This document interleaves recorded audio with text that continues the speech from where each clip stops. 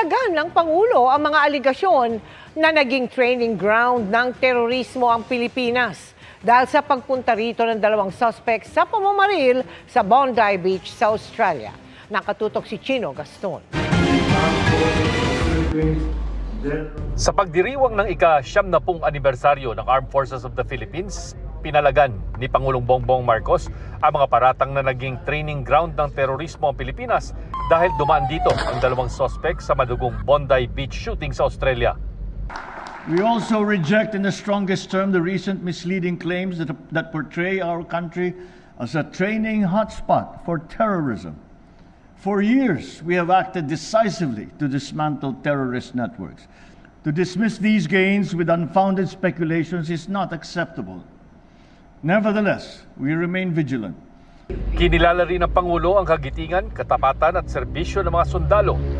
Sa gitna ng mga hamon sa pagdepensa ng teritoryo, disinformation at iba pang banta, sumuong ang AFP sa panganib para sagipin at tulungan ng mga Pilipinong naging biktima ng mga lindol at bagyo.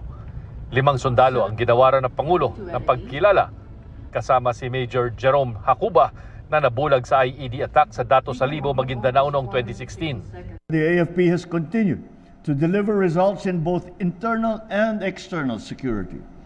Cybersecurity operations have likewise expanded, securing our systems against evolving digital and technological threats.